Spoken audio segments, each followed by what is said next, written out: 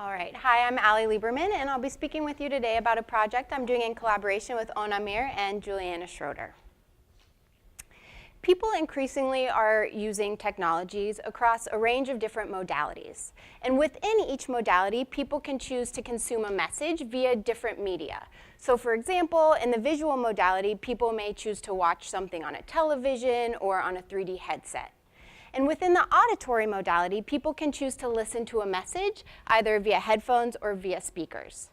Now, these media vary on a multitude of dimensions, and in this research, we define the sophistication of a medium as its ability to both provide rich content and also decrease external distraction.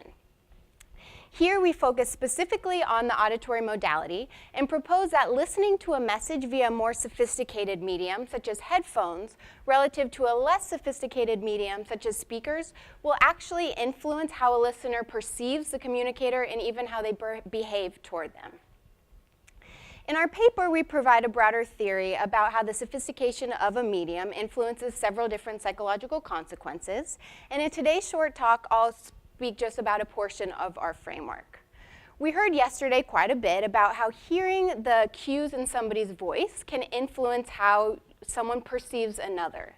And in this research, we propose that listening to a message via a more sophisticated medium will actually enhance the vividness of those vocal cues, so that's somebody's ability to hear the pitch and volume in another's voice, and that this will increase what we call social immersion, which is the perceived physical and psychological closeness to that other individual. And based on prior literature, we predict that an increase in social immersion will lead to a more positive impression of that person, which is a perceived mental capacity, that they're warmer and more competent, and that this will also influence empathy and even empathy-driven behaviors.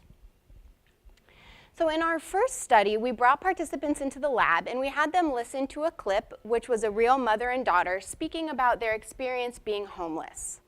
Half the participants listened in headphones and half in speakers, and then they reported several measures, social immersion, their impression of the women, and how much empathy they felt toward them.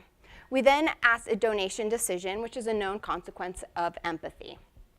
And we predicted that listening into headphones would increase the vividness of the vocal cues of these women, and that this would increase all of these measures. And indeed, the people who listened in headphones reported being significantly more socially immersed, which was physically and psychologically closer to these women. And this increase in social immersion led to a more positive impression of the women, and they felt more empathy toward them. After responding to these measures, we then said, okay, you're entered into a lottery for $25, and if you happen to win, how much of that $25 would you like to donate to these women? And among the people that donated, those who heard the message in headphones donated significantly more than those who heard the same exact words in speakers. Now, in our second study, we wanted to dig into the mechanism a little bit more, and we now had, again, half the participants listen in headphones and half in speakers. But half of the people heard the same clip that the people in study one heard, this mother and daughter speaking with their natural vocal cues. And then the other half heard a replication of the clip that was two actors reading the same exact words, but we asked them to read it with no thought or feeling. So we removed the vocal cues from their voice. They then reported social immersion and impression. And we predicted that if indeed social immersion and its consequences are being amplified by this vocal cues, then removing them, we should see no difference.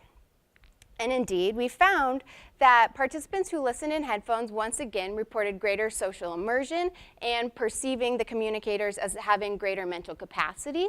But this was only the case for the people that heard the clip with the natural vocal cues. Those who heard the clip with no vocal cues reported no difference on either measure, no matter with which medium they listened to the message. So just in conclusion, across several studies, we show here that listening to a message via a more sophisticated medium increases social immersion, and that this is driven by the vividness of the vocal cues. And this increase in social immersion can lead to a more positive impression of the communicator heard, and even affect empathy and empathy-driven behaviors. So in a world where we're increasingly exposed to messages every single day, this research is showing that a seemingly inconsequential decision, which is how you listen to that message, can really have predictable and important consequences. Thank you.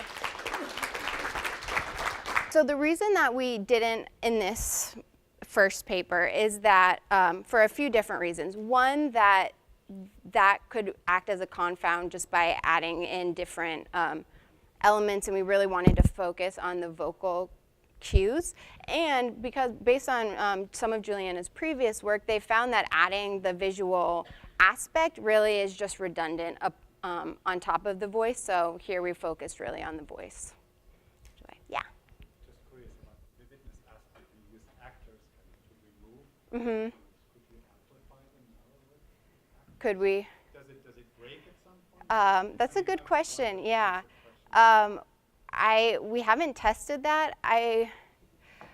My intuition is that because we're so used to picking up on these natural vocal cues, if you went the other end, it might start to sound insincere, and you might find the same thing as removing them.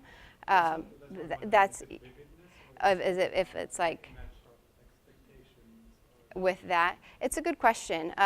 In ours, the vividness, so we define vividness as the rich content, but it's really, when you're listening in headphones in particular, the noise that you hear is more pure as opposed to speakers. It's bouncing across the room. So another word might be like pure cues. Yeah. I think I'm